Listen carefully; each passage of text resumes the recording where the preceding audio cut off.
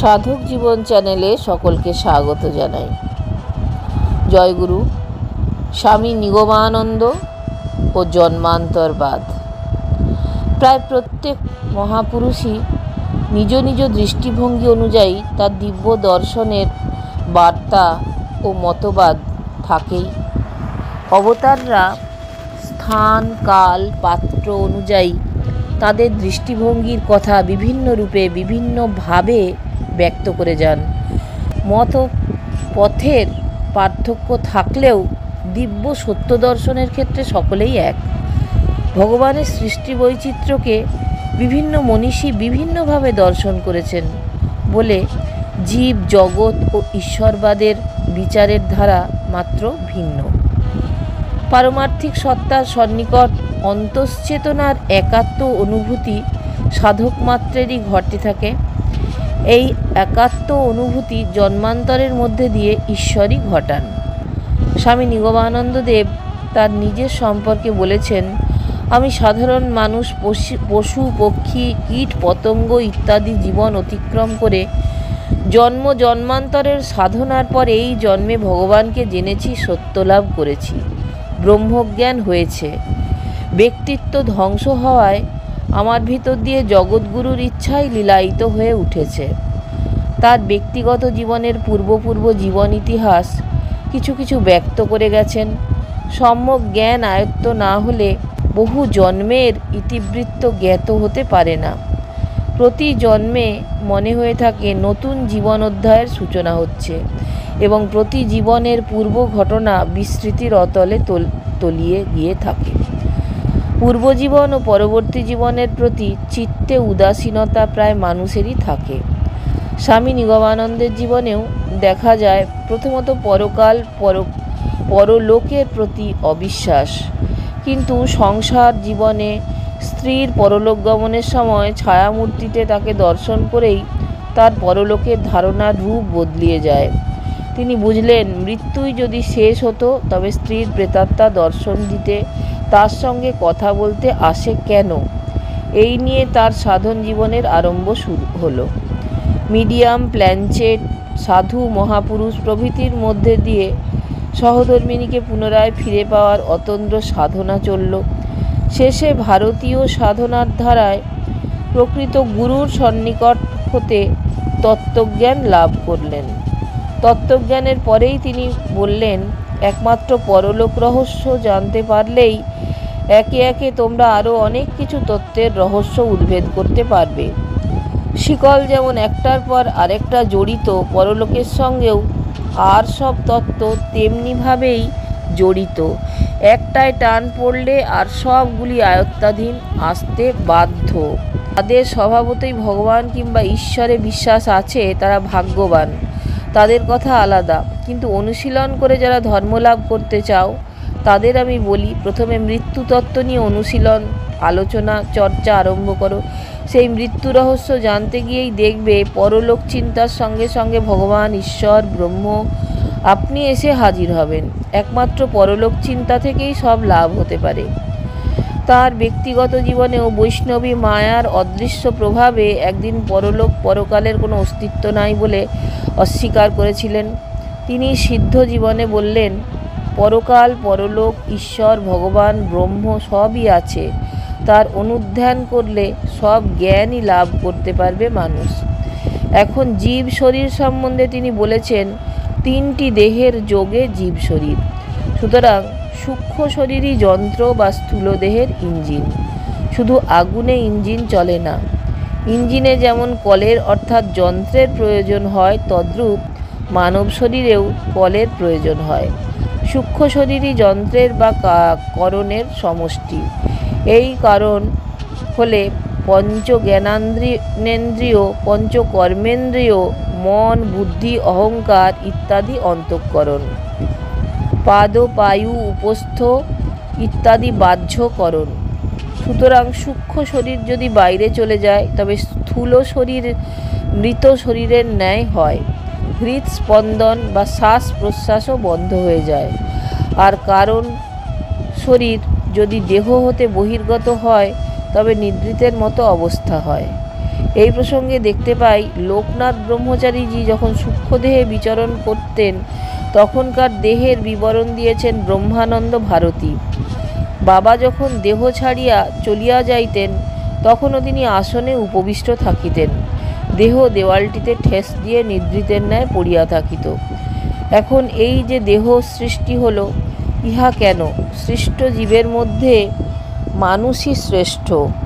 ভগবানের শ্রেষ্ঠ জীব, মানবের কর্তব্য কি? এ সম্পর্কে তিনি বলেছেন, মনুষ্য জীবন ধারণ করিয়া ধর্মজ্ঞান লাভ করাই মানুষের প্রধান কর্তব্য।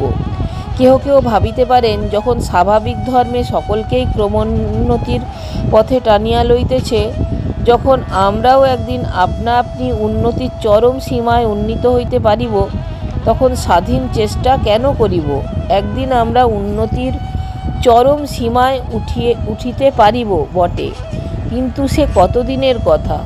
কত যুগ, কত কল্প কাটিবে, কত শত শত দেহ লয় হইবে, কত ত্রিতাপ জ্বালায় দগ্ধ হইতে হইবে, তাহার নিশ্চয়তা নাই। কিন্তু মানুষের সে ক্ষমতা আপন অধিকারে রহিয়াছে। মানুষ ইচ্ছা করিলেই এই জীবনেই উন্নতির চরম সীমায় উপনীত হইতে পারে। ভগবান মানুষকে দয়া করিয়া এই শক্তি দান করত, তাহার সাধে সৃষ্টির শ্রেষ্ঠ জীব করিয়াছেন। এই হলো জীবনের উদ্দেশ্য। জন্মান্তর ঘটানো জীবের লক্ষ্য থাকতে পারে, কিন্তু মানুষের লক্ষ্য হলো জন্মান্তরের মধ্যে দিয়ে ধর্মবোধকে জাগ্রত করা, স্বরূপের উদ্বোধন করা। এই জন্মান্তর ধর্মের সঙ্গে সম্বন্ধযুক্ত, কারণ কামনা বাসনাই জন্মের কারণ, যা আগেও বহু আলোচনা করা হয়েছে।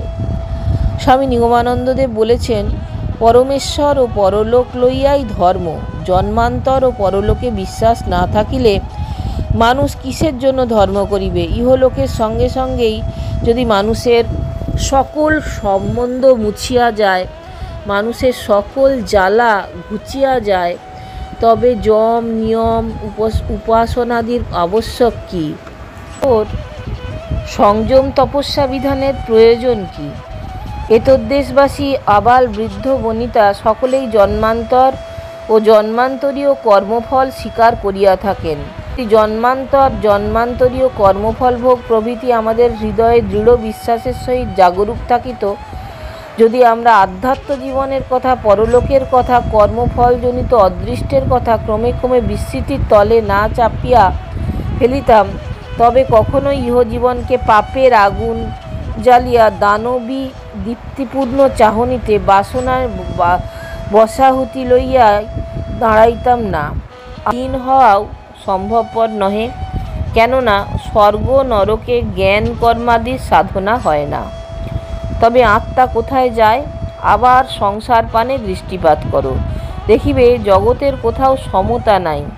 বিবিধ বিষয়ে বাসনা বিজড়িত অনন্ত সুখ দুঃখপূর্ণ সংসারে অসংখ্য লোক সকল ইহলোকে কেহ নানা সুখ ভোগ করিতেছে, কেহ দুঃখ দুর্দশায় কষ্ট পাইতেছে, কেহ আজীবন সুখের ক্রোড়ে লালিত পালিত ও পরিবর্ধিত হইয়া আনন্দে উৎসাহে উজ্জীবিত হইয়া আমোদ সম্ভোগ করিতেছে, কেহ রোগে শোকে জর্জরিত হইয়া মনোদুঃখে কাল যাপন করিতেছে। সৃষ্টিরাজ্যে এ বৈষম্যের কারণ কি? কারণ অদৃষ্ট। এই অদৃষ্টপূর্ণ অদৃষ্ট কি? অদৃষ্ট আর কিছুই না, পূর্বজন্মার্জিত কর্মফল। মহামতি চাণক্য বলিয়াছেন, কর্মদোষেন দরিদ্রতা। এই কর্মক্ষেত্রে মানুষ সম্পূর্ণরূপে কর্মের অধীন। গত জন্মে মানুষ যেমন কর্ম করিয়াছেন, বর্তমান জন্মে এই কর্মের অদৃষ্টরূপে প্রতিভাত হইয়া ফল প্রদান করিতেছে। শাস্ত্রে কথিত আছে যে, কর্মণা সুখ মশ্নাতি দুঃখ মশ্নাতি কর্মণা জায়ন্তে চ প্রলীয়ন্তে বর্ততে কর্মণ বসাৎ। মানুষের কর্ম দ্বারা সুখ ভোগ করে, কর্ম দ্বারা দুঃখ ভোগ করে, কর্ম বশেই তার জন্মগ্রহণ করা, কর্ম দ্বারা শরীর ধারণ করিয়া থাকে এবং কর্মবশেই মৃত্যুমুখে পতিত হয়। 2 বৎসরের কোনো একটি শিশুকে রোগ যন্ত্রণায় বিকৃতাঙ্গ দেখিলে উহা কর্মফল ভিন্ন কোনো নির্বোধ পাষণ্ড বলিবে যে ভগবান উহাকে কষ্ট দিতেছেন। এই সমস্ত কারণে আর্য জাতির জন্ম জন্মান্তরবাদের দৃঢ় বিশ্বাস। সুতরাং এই পূর্বজন্মের প্রতি প্রগাঢ় বিশ্বাস হেতু কি পরলোক, কি আত্মা, কি ঈশ্বর হিন্দুর নিকট এ সমস্ত বিষয়ে স্বতঃসিদ্ধ। হিন্দু ধর্মের এ বড় সামান্য গৌরবের বিষয় নহে। পাশ্চাত্য বৈজ্ঞানিকগণ স্বীকার করেন যে এ জগতের কোনো পদার্থের একেবারে ধ্বংস নাই। হিন্দু ধর্মেরও সেই মীমাংসা। যদি স্থূল দেহের ধ্বংস না হয় তবে কামনাময় সূক্ষ্ম মানস শরীরের ধ্বংস হইবে কেন? স্থূল দেহের পদার্থ সকল মৃত্যুর পর সমজাতীয় পদার্থে মিলিত হয় মাত্র। প্রাকৃতিক নিয়মানুসারে মানুষের মৃত্যু হইলে যখন স্থূল দেহের বিনাশ হইতে থাকে তখন সূক্ষ্ম দেহ স্থূল দেহ হইতে বিচ্ছিন্ন হইয়া সমজাতীয় জীবে সমাদৃষ্ট এবং নবজীবনে সমুদ্ভূত হয়। মানুষ এই দেহেই নানারূপ দেহান্তর প্রাপ্ত হইতেছে। তোমার বাল্যকালে যে দেহ থাকে, যৌবন কি দেহের কিছু থাকে না? যৌবনে এক নতুন দেহের সৃষ্টি হয়।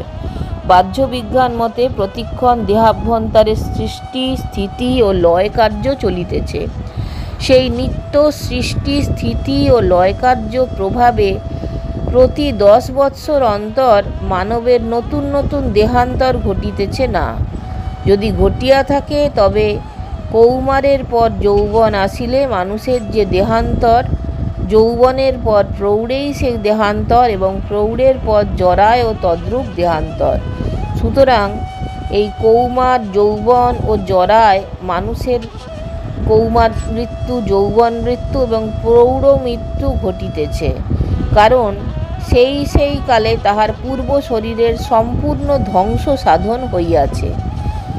জীব যদি এতবার মৃত্যুর পর জীবিত থাকে তবে জরা মৃত্যুর পর যে জরায় শরীরের ধ্বংস সাধন হয়, সেই শরীর ধ্বংসের পর সেই জীব জীবিত থাকিবে না কেন? অতএব মৃত্যুর পর জীবাত্মা বিদ্যমান থাকিয়া যে নতুন শরীর ধারণ করে ইহা যুক্তি সিদ্ধ।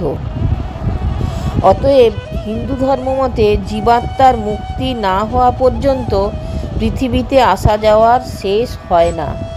জীবাত্মা স্থূলদেহ পরিত্যাগ করিবার পর লিঙ্গদেহে উন্নীত হন।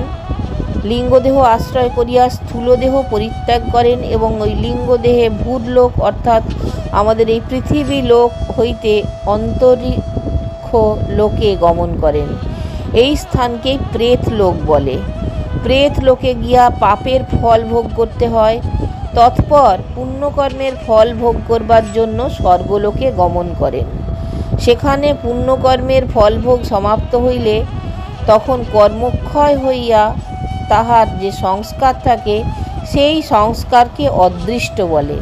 এই অদৃষ্ট লইয়া জীব আবার এই পথে জগতে আসিয়া গর্ভ কটাহে প্রবিষ্ট হইয়া স্থূল দেহ ধারণ করে। সে এক বিচিত্র লীলা, অদ্ভুত কাণ্ড। সংস্কার সূত্রে প্রথিত হইয়া এই সকল বাসনাবিদগ্ধ জীবাত্মা যেরূপে মাতৃগর্ভে প্রবেশ করে এবং যেরূপে দেহত্যাগ করে তাহা যোগীর নিত্য প্রত্যক্ষ ঘটনা। সাধন ব্যতীত সামান্য জড়চক্ষে তাহা দর্শন বা ব্যবহারিক জ্ঞানে অনুভব করা যায় না। স্বামী নিগমানন্দ পরমহংসদেব ছিলেন সাধন সিদ্ধ মহাপুরুষ। তাকেও এ সম্পর্কে বিভিন্ন জন বিভিন্ন প্রকারের প্রশ্ন করতেন, তিনি উত্তর দিতেন। তার মধ্যে কিছু আলোচনা এখানে দেওয়া হলো। 1928 সালে স্বামী নিগমানন্দ দেব মধ্যপ্রদেশের বস্তার রাজ্যের রাজা প্রফুল্লচন্দ্র ভঞ্জের প্রার্থনায় বস্তারে যান। তখন তত্রত্য সিভিল সার্জন ডক্টর মিশেল কিছু প্রশ্ন করেন। ডক্টর মিশেল, মানুষের মৃত্যুর পর কি হয়? নিগমানন্দ, আমরা চোখে দেখে থাকি যে কি হয়। স্থূল শরীরটা পড়ে থাকে, ঠিক এই শরীরের ছাঁচে বায়বীয় লিঙ্গ শরীরের প্রাণবায়ু সহ আপন কৃত কর্মানুসারে উপযুক্ত স্তরে গতি হয়।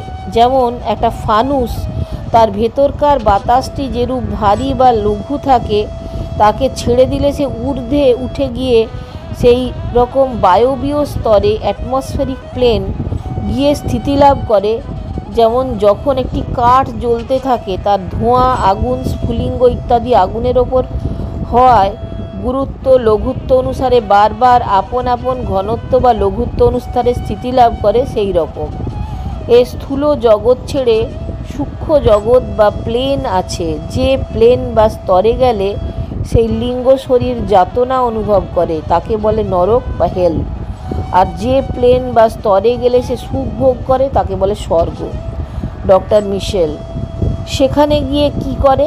নিগমানন্দ। মানুষ যেমন কাজ করে সেই রকম স্তরে যায়। অর্থাৎ যদি পাপ কাজ করে তবে সে যে প্লেনে বা স্তরে যাতনা অনুভব করবে সেখানেই যাবে। আর যদি পুণ্যকর্ম করে তবে যেখানে সুখ অনুভব করবে সেখানে যাবে। তবে একটা কথা এই যে জগতে বিশুদ্ধ পুণ্য বা পাপ তো কেউ করে না, সকলেই পাপ পুণ্য মিশ্রিত কাজ করে। অর্থাৎ কিছু পাপ এবং কিছু পুণ্য কাজ করে। কারো পাপ বেশি পুণ্য কম, আবার কারো পুণ্য বেশি পাপ কম, এইমাত্র তফাৎ। সুতরাং সকলেরই মৃত্যুর পর যন্ত্রণা বা সুখের স্তর অতিক্রম করতে হবে। তবে পার্থক্য এই যে পুণ্যবান সে দ্রুত যন্ত্রণাময় অবস্থা অতিক্রম করে চলে যায়, আর যে পাপী সে তা আর পারে না, তার সেখানে দীর্ঘকাল ধরে থাকতে হয়। ডক্টর মিশেল। কতদিন থাকতে হবে? নিগমানন্দ। তার কিছু ঠিক নাই, সেটা কর্মের ওপর নির্ভর করে। ডক্টর মিশেল। মৃত্যুর পর কি করে সুখ দুঃখ বা স্বর্গ নরক ভোগ হয়? নিগমানন্দ। ঠিক যেমন স্বপ্নে তুমি ভয় বা যাতনা পাও। যদি স্বপ্ন দেখো কেউ তোমাকে কাটতে আসছে বা একটা বাঘ তোমায় খেতে আসছে, তুমি নিদ্রিত বা জাগ্রত অবস্থাতেও ভয় পাও, এও সেই রূপ। ডক্টর মিশেল। তারপর কি হয়? নিগমানন্দ। তারপর কিছুদিন সুখ দুঃখ ভোগ করে সে শরীরটা তত্ত্বে পরিণত হয়, বারবার জন্মায়, মৃত্যু হয়। এইরূপ ক্রমাগত জন্ম মৃত্যুর ভেতর দিয়ে ক্রমবিবর্তনে তার অবশেষে মুক্তিলাভ হয়। মৃত্যুর পরে মানুষের আমিত্ব বা অনত্বের স্মরণ হয় না, অর্থাৎ সে যে মরেছে সে কথা তার আদৌ মনে থাকে না। স্বপ্নাবস্থায় যেমন বোঝা যায় না আমি স্বপ্ন দেখছি, মৃত্যুর পরেও ঠিক সেই রকম হয়। তখন সে কামনাময় শরীর ধরে যদৃচ্ছা বিচরণ করে। এই অবস্থায় সে হয়তো দেখে যে সে আছে, তার প্রিয়জনরাও আছে, কিন্তু কেউ তাকে দেখেও দেখছে না, কোনো প্রিয় সম্ভাষণ করছে না। তখন সে মনে মনে অব্যক্ত যন্ত্রণা অনুভব করে। এই রকম ধাক্কা খেয়ে খেয়ে শেষে তার চৈতন্য হয়। পুরাণাদিতে যমপুরীতে সে যাতনা ভোগের কথা আছে। প্রেতাবস্থায় কষ্টভোগের সঙ্গে যে বর্ণনা অক্ষরে অক্ষরে মিলে যায়। আর সংসারের ওপর আসক্তি যত বেশি, সে ঠিক সেই পরিমাণ যম যাতনা ভোগ করে। চৈতন্য লাভ করার পরেই সে কর্মফল ভোগের জন্য স্বর্গে চলে যায়। দর্শক বন্ধুগণ, যদি ভালো লাগে তাহলে অবশ্যই চ্যানেলটা একটা লাইক শেয়ার সাবস্ক্রাইব করবেন। জয়গুরু। আর আমার চলার পথের সঙ্গী হবেন, আর জীবনে আনন্দময় হয়ে থাকবেন। আনন্দ সকলকে ধন্যবাদ। জয়গুরু।